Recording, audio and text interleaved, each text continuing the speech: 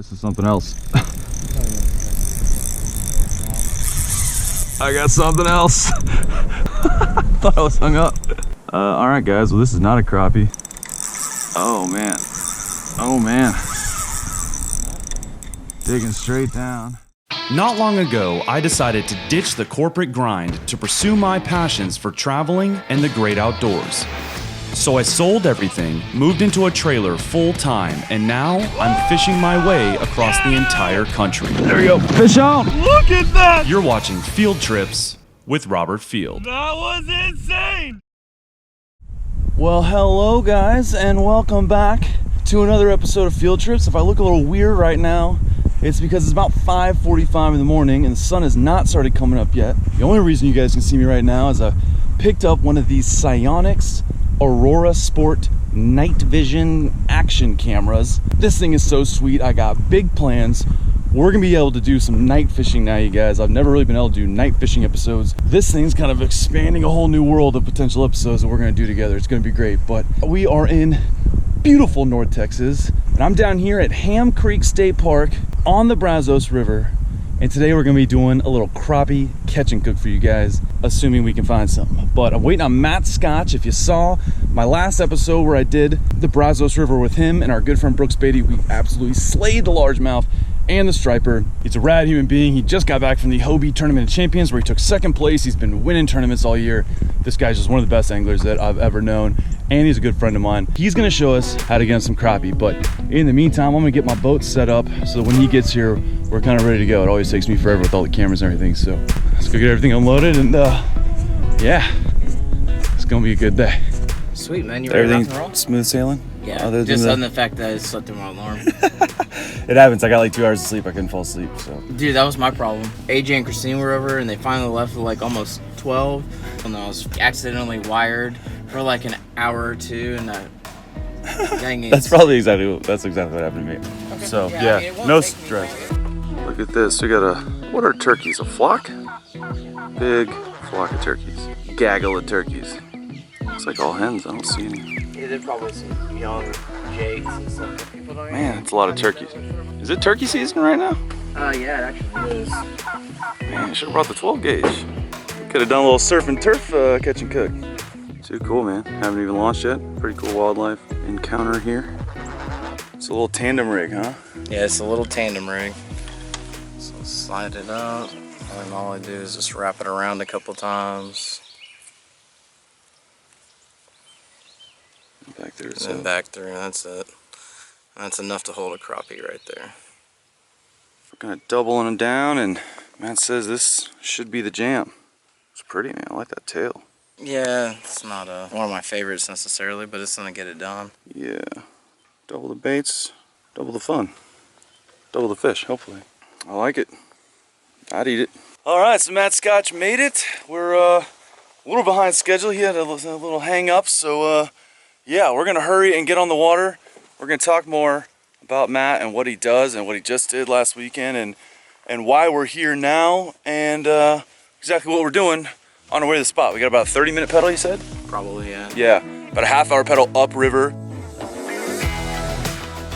The first thing you notice though when you come here, especially if you saw the last episode we did together on the same river, about an hour and a half north or so, there it was very shallow, rocky, it was high elevation, big bluff walls. Here, it's the opposite. As you kind of go south out of North Texas, it gets pretty flat. We're kind of like back in the Great Plains, so to speak. So this stretch of the Brazos River is deep, it's wide, and it's slow moving, and that is key for crappie. So see if we can't get in some fish. All right, so we're getting close to the spot, and basically the spot's called Painted Rock, and you can tell why. As soon as you get here, this big bluff on the right-hand side of the river, beautiful colors, it looks like it's painted. So yeah, it just came around this bend, now we can see that. We're getting close. Matt says we are here a little early, but he likes to get here early because A, the fish can always move in early, especially with a couple of these cold fronts we've had recently, and B, he likes to get here before the crowds start coming here more regularly and really kind of fishing the place out. But there is one boat there, a boat that launched next to me at the ramp. I asked them nicely at the ramp to save us a few because we're trying to do a catch and cook. So hopefully they don't yank them all out before we get there. The place is beautiful though, super calm morning, no wind, it is chilly, but I am layered up head to toe in NRS gear, and honestly, I'm starting to sweat. Might be shedding a layer before long. Peaceful out here though. What a gorgeous morning. Whether or not the crappie want to cooperate, it's gonna be a good day. Are you setting it much? Not really. Wait till they kind of pull on it. Yeah. There we go. There we go. Oh! Well, there was my first crappie of the day. I'd say about 6-7 pounds, you think? It's all right. First one's the hardest. You were right though, I just let him take it. That was the difference. It's a valuable lesson I just learned from Mr. Scotch here. I was setting the hook earlier and I missed, I think, 4 bites in a row, maybe 5 back there. And he said, don't set the hook so quick, let him take it. And sure enough, I just kind of let the rod load with his weight and got him up to the surface. Now he flopped off, but he was definitely not 10 inches, so no big deal. But what's the biggest you've caught out of, like, what's a big one in here, like 14? Yeah, so you said 14 inches is a big one. That looked like a white crappie. Is that what these are? Mostly white. So this is the second time I've ever targeted these fish. The first time was with Matt Scotch, actually, about, gosh, that was probably 3 or 4 years ago.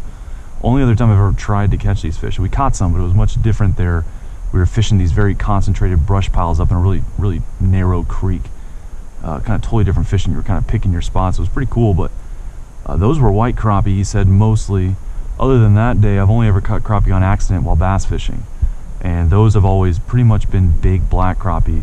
Because again, I was throwing bigger kind of bass baits, and I've caught actually some pretty decent ones, but never on purpose and never when I wanted them or was ready to keep them. So I've never eaten these fish, and they are widely regarded. I mean, obviously everything's up for debate, but many people consider these the best eating fish in fresh water, at least in the States.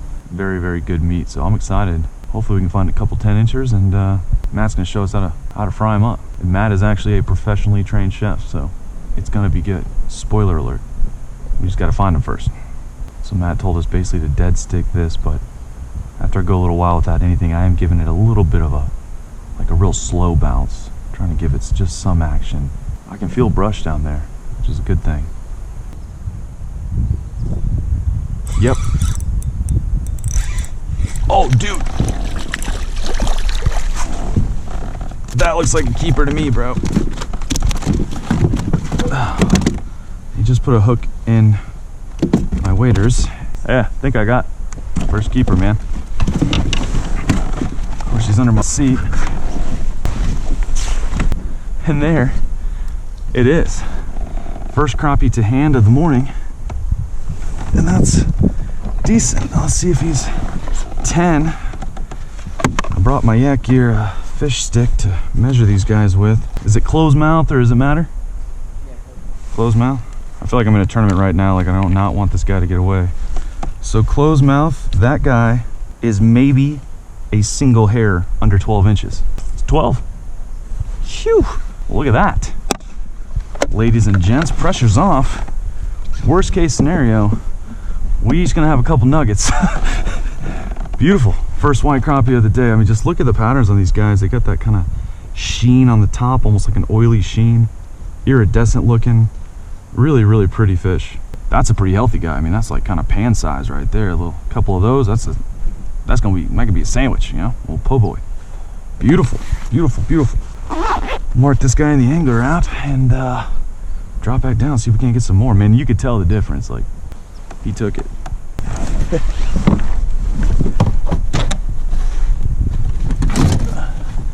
I don't know if you brought a cooler, but I got one just if you need to. I didn't bring ice either, but this cooler was sitting outside overnight. It's cold. All right, put him in the bison cooler. Soft pack. Right on top of my lunch. Get a little taste of crappie when I eat my sandwich. All right, now we're in business. Now we're figuring something out. Replicate that about 20 more times and we'll have a decent meal.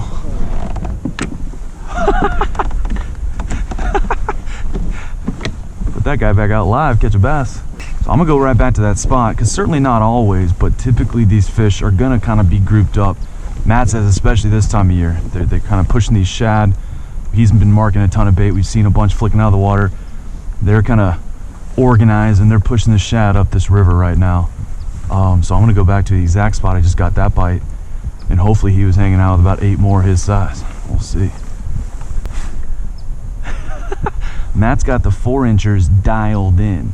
Again, Matt said you don't want to move it or twitch it real fast because the water's so cold that any small bait fish like this is going to be, you know, damn near paralyzed. So no sudden movements, but just a little action to make it look alive. Big one? Okay, Matt says he's on a big one. And Matt has got a lot of crappie in his day. Man, I'm still just trying to retie. I can't even retie. Now they're biting, man. Something's got them turning on. 12 more of them. 12 more of them? You think they just moved in or what? How does that work? And see, this is There's a school of them right here. There's some nice ones. he's seen a school right here. This is where I got hung up, bro. There's fish down there. Nice, look at that. Nice one from Matt Scotch. He's found him. He said there's 12 more underneath him, so I'm gonna put this guy in the cooler. Yep, got him. Nice, nice. Another tank for Matt. Woo-wee! Oh, that's a stud. That might be new biggest of the day. Great fish, man. She'll eat for sure. All right, number 3. We are finding them. We are finding them.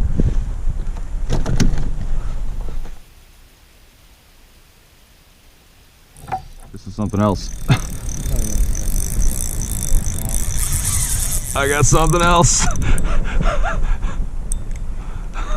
Thought I was hung up. Flathead, looks like catfish, yeah. All right, guys. Well, this is not a crappie. Not sure what this is, but it is bigger.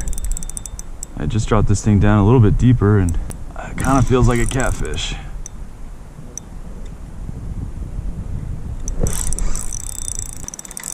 Oh man. Oh man. Digging straight down. And I feel some brush. Getting nervous.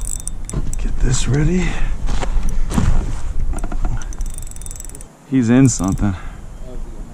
I can't. It's hard to tell. But yeah, it feels like he's in around something. Come on. I feel the sticks or whatever. Man, something just got the better of me.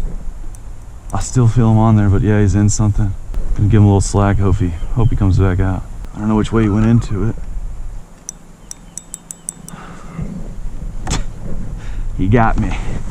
He could even be like up under a ledge, under some overhang, which is something a flathead would definitely do. God, it felt like I was coming off. Well, I don't know if he's still there or not. I'm just so curious. I just want to know, man. That was a little excitement for the morning.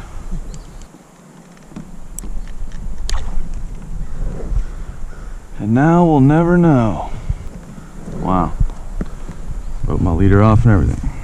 That, ladies and gentlemen, was not a crappie, or it was the world record. So Matt and these guys' theory is that was a flathead catfish. And you know, if you ever heard of noodling, they basically go up into rivers just like this and kind of stick their hands up under these holes and rip those fish out. And I think he basically just did that to me. Went into his hole, his little cave or whatever up under there. It felt like kind of a rock ledge that he had gone up under, and I was trying to pull him up and broke the line of the rock. That felt like a pretty decent, that was a good fish, man. Like if it was a flathead, I feel like it was 20, bro, 15. Like it was, when it wanted to go, it was heavy. This isn't that light of a rod. So I don't know if you can see him, but there's a little otter. We just heard some chirping noises as we're retying after the mystery fish broke me off, and a little otter just peeked around, curious, staring at us. I see him swimming against the rock. Cute little guy. Look at him, there he went underwater. So these guys are very efficient fishermen. In some parts of the country, like in Florida, I was told that fish get pretty spooky around these guys because they are such a threat. But I don't know if that holds true here. But if he's here, there should be more fish here. He's here for a reason.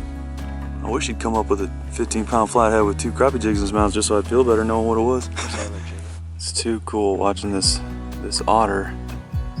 You can tell he's getting annoyed by my presence. He's kind of huffing and puffing, and it almost sounds like he's sneezing, but he keeps looking over at me and making these funny noises and then diving down, and he's definitely keeping tabs on me. And it's pretty funny. You can tell he lives right in there in these rocks. Look at him right there.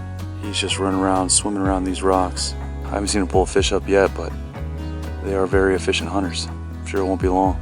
These are kind of those moments that I just can't help but put the fishing rod down and just kind of observe and watch. And look, there he is again. cute little guy. Matt says that typically when there's one, there's more. They have kind of like a family dynamic. But he's quick. Gosh, he pops into one rock and then all of a sudden he's out on another.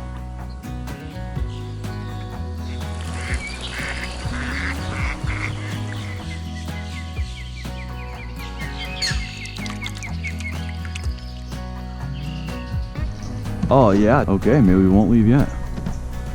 So Matt and I were just talking about moving, because it's a little slow here, at least in terms of keepers, and he just hooked a giant.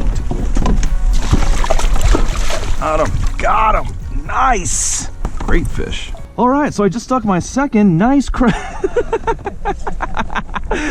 no, so Matt, we were literally just sitting here side by side. We were talking about leaving, switching to another spot, which we'll probably still do here in a bit, unless more of this happens right as we got done talking about it, and I was literally kind of starting to pack up to move. He stuck this guy. Beautiful, beautiful white crappie. We'll get a measurement on her. It's always good to dip your bump board in water. It's good for the health of the fish. Now this one's health is about to decline, assuming it's 10 inches, and it definitely is, so not super important here. This one looks bigger than mine. 12 and a half. Great size eater. All right, put him up in the cooler.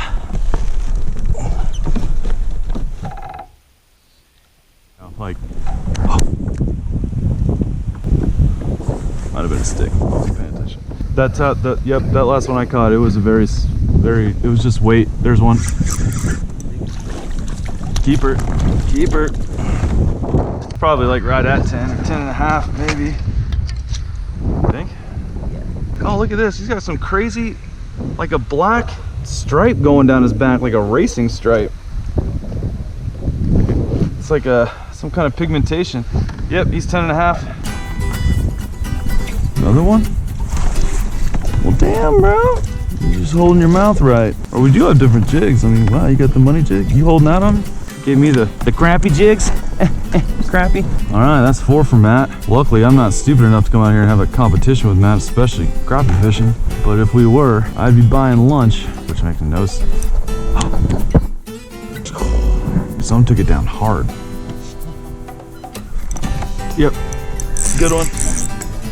Good one. They are all that size. Look at that, you guys. We are on them. You know what's so funny about that is sometimes if you know the spot's good, you just got to stick with it. And we talked about leaving that boat. Actually, they left without catching a single keeper. Look at that, Matt's on.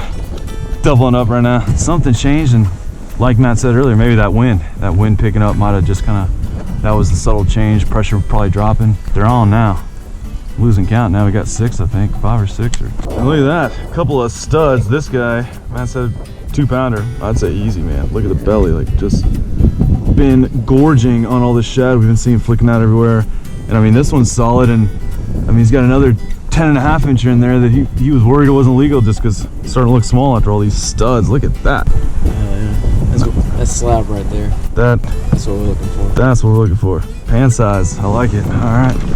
These guys are cooler. 1 sec. Little guy, but they're turning back on. Matt Scotch with another nice one. Yeah, these are all like nice grade. Man, there's some meat on that boy there. Oh! Should have grabbed the net. Going in the cooler.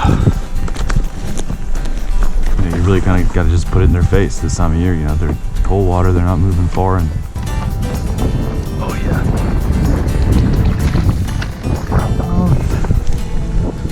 11 3/4. With about a dozen crappie in the cooler, we decide to call it good and head back in. But the Brazos isn't done delivering as an adolescent buck whitetail comes crashing down to the riverbank. As we pedal towards him, he begins to cross to the other side. Not moments before this, I spotted 3 does on the opposite bank, and with the rut beginning here in central Texas, it's no mystery what caught this buck's attention. Oh wow, and he's booking it too. How cool is that? Oh wow, that's a decent buck too.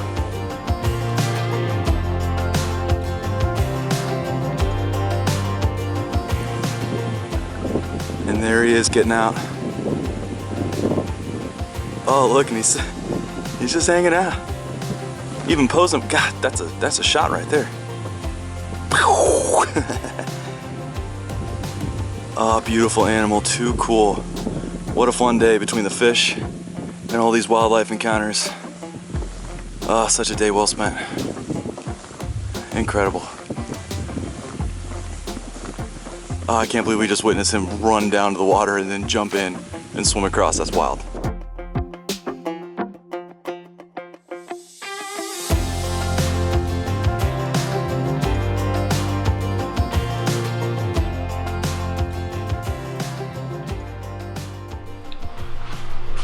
All right, we made it back to Matt's place. Time to clean some crappie. So Matt's gonna show us how to do it, and then I imagine we'll kind of just divvy them up. So he'll do half and I'll do half based on what he shows me now. But I mean, they seem like a pretty straightforward fish. They look like they would fillet like the average fish, but They do. yeah. Nice thing about catching big crappie instead of a ton of small crappie is it's less work for more meat. So we did it right. Now I was gonna insist that Matt use my Gerber fillet knife, but he has one of his own, the freshwater version, which is perfect and appropriate. I like it, I like your style. Okay, so what I'm doing is I come in kind of at an angle underneath the side of the scales. When you come at an angle, it helps you slide underneath it, and you just cut down to the bone. So kind of right behind the gill plate. Yeah, right behind the gill plate, all the way to the bottom. You'll feel it. It's nice and flat down there. And then you turn and you come along the spine with just the tip of the knife. You're just kind of cutting the outline. Sure. And once you cut the outline, you kind of work your way back. And then peel it off the bone, there's the rib cage. Yep, and let's go around the rib cage.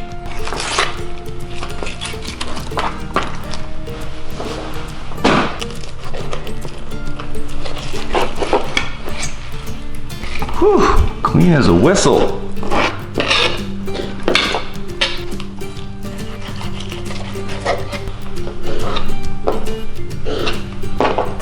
All right, finito, done. Matt Scotch just tore them apart. That's a lot of fish, man. Good 6 pounds of fish. Organic, lean protein that was swimming today. So we're gonna let this chill, let it firm up a little bit. I'm gonna go home and get changed because I'm disgusting and sick of smelling myself. Then we're gonna fry these bad boys up with all the fixings. Take it around. It's gonna be good. All right, guys, so just came back to the rig, got cleaned up real quick, about to head to Matt's to cook up this fish, but first, I wanna show you guys something real quick. So this is the rig that I was using the second half of today to catch these crappie. That is straight red braid right to this crappie jig, and up here, an even uglier straight braid tandem rig.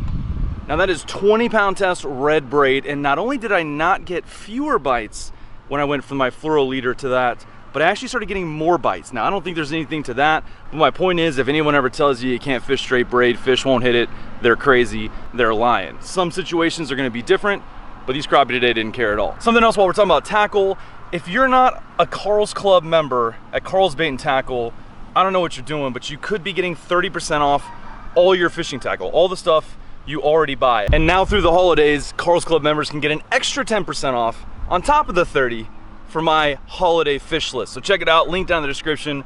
If you like saving money on fishing tackle, which I don't know why you wouldn't, you can't go wrong. It's a no-brainer. So check it out. But right now, sun's going down. I gotta get over to Matt's. We're gonna cook up this crappie. I'll see you there. All right, just got back to Matt's. I think Guillermo's here now. What's up? Hey, what's up? How's it going? How's it going, man? Good to see you. How are you? Nice, dude. Good. Good. I didn't know we were doing the camera thing. I didn't dress to impress. It's not like that. It's not like that. Already got started. I like it. What we got going down here? Cream corn. Yeah, it's gonna be a cream corn. So what do you do with this? Well, what it is there's like some sugar and starch and stuff in the cobs, and like my pan was kind of hot earlier when I was cutting the corn off. So I threw a couple of these in there just to render some of that sugar out and to cool the pan down while I was cutting the corn off the other ones. Nice. You know what I'm saying? Let's get a little. You're already wowing me, man. So what's the overall plan for? I'm gonna get the corn going, and I'm gonna make a slaw. I'm gonna get the hush puppy stuff mixed up. Then we'll fry the fish and we'll fry the potatoes. Money. How to do it? Got fries, cream corn, hush puppies, and some fried crappie, the star of the show. Fried fish, it sounds like something super simple, but I already know this guy's gonna make it fancy. It's just how he does it. You did have fish in I heard about that. It was so What good. was it, walleye? We walleye, yeah, perch, yeah. we had all kinds of stuff. Catch them? No, Tim House, yeah. Guillermo Gonzalez, the man, the myth, the legend. So anyone, go ahead, man. Just act natural. Pretend it's not here. So anyone that follows the competitive kayak bass fishing scene knows that we got basically 4 powerhouses in the house tonight. Now we're cooking crappie, so not relevant. With Guillermo Gonzalez, Christine Fisher, we got AJ McWhorter in there. They're all feeling a little under the weather. And of course, Matt Scotch, who you guys have been hearing about all episode. But yeah, if you guys have any questions about bass tournaments, secrets, tips, tricks, comment down below, ask away, and I'll bug them for the next couple months and try to get y'all's questions answered. I wonder how many like tournament place finishes we are sitting in this year in this room, you know?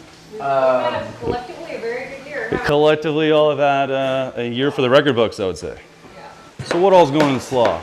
It's gonna be lettuce, like a fresh ranch, lime, cilantro, and some chili powder and some carrots. Yeah. Yeah, some little cilantro. Yeah.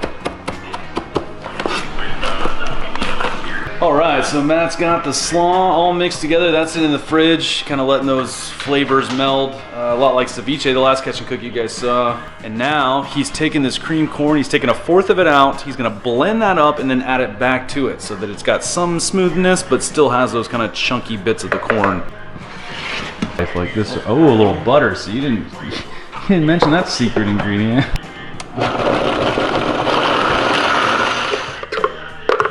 Just gonna kind of make this a little bit creamier, but then still have plenty of chunks. Because to me, that's really key. You know, you wouldn't want to blend it all. Does it look good? Cream corn was one of those things that, like, as a kid, no way I would have eaten this. But now I've fallen in love with it, and this smells and looks like it's gonna be some real solid cream corn. And you just make that little shape like that and drop it in. It's called a cornell. Cornell, yeah. I've seen this done on like Top Chef, Yeah. Food Network. Yeah, you just make a little oval shape and then drop it in with the spoon. That's how you make hush puppies. That's it. That's how I'm gonna do it. 10 years of fine dining restaurants and culinary school. You guys are getting all these tidbits of knowledge for free. Crinkle cut seasoned fries are down. Frying these in a cast iron skillet. Just until they get crispy. All right, waffle fries now. It's not a legit fish fry without some fries. Let's have some potato. You gotta have potatoes. Gotta have potatoes. Fries are up.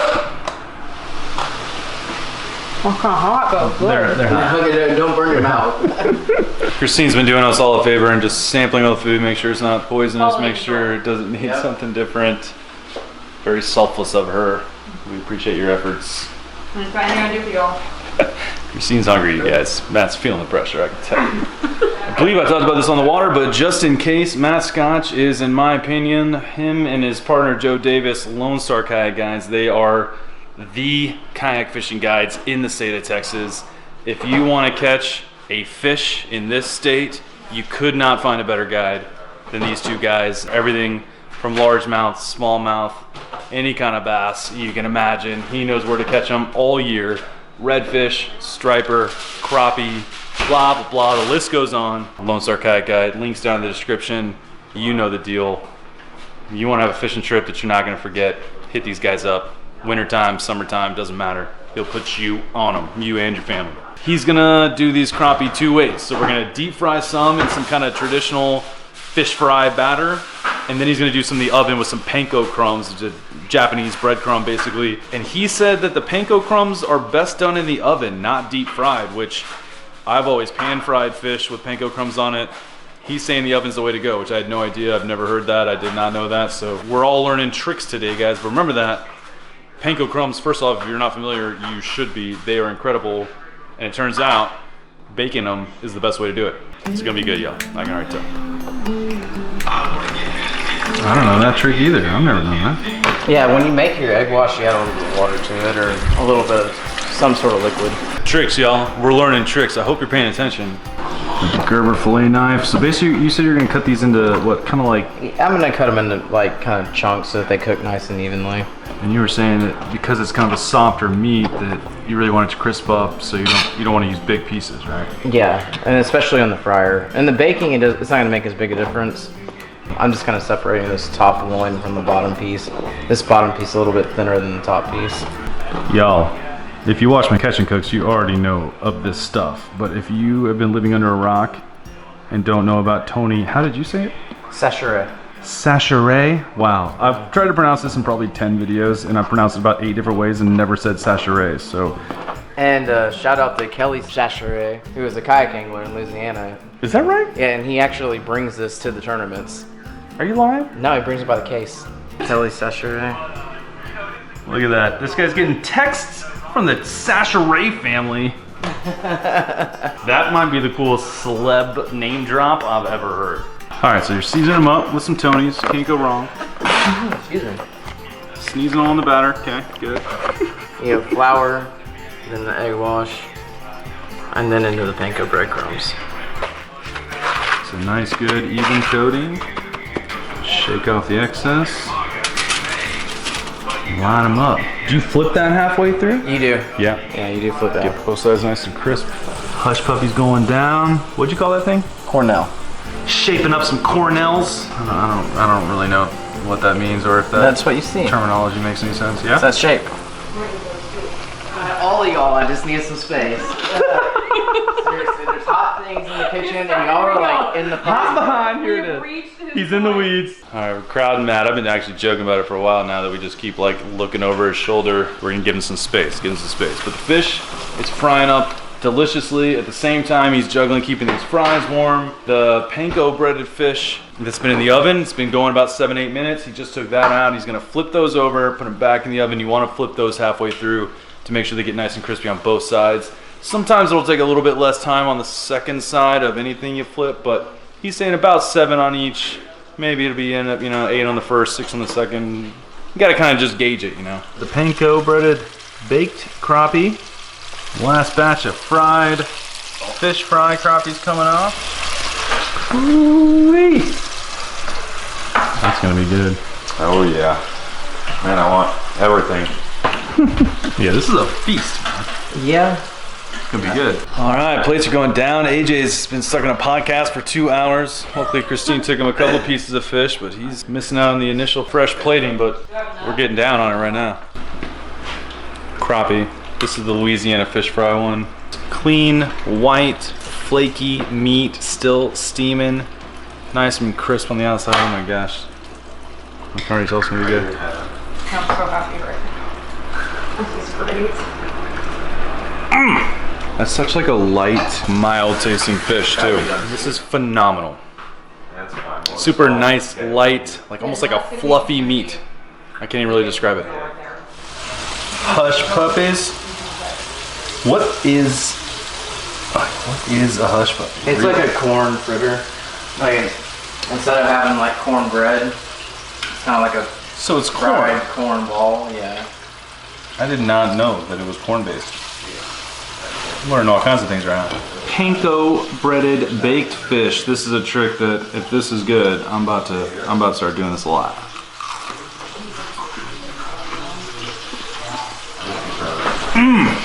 And it is delicious. Dude, that's such a good crisp for baked fish. Yeah. Flour, egg wash, panko crumbs in the oven, 420 degrees, 7 minutes on each side. This is delightful. This is so good. You wouldn't believe it, but the baked fish is crispier than the fried fish. I'm double fisting fish right now. This is so good. Crispiness aside, man, it's hard to beat that fried fish. That Louisiana fish fry. You like them both? I love them both. That is incredible. Crappie, y'all. Fry it, bake it, doesn't matter. It's delicious, especially when it's this fresh. Especially when the guy in the kitchen knows what he's doing. Let's try this cream corn.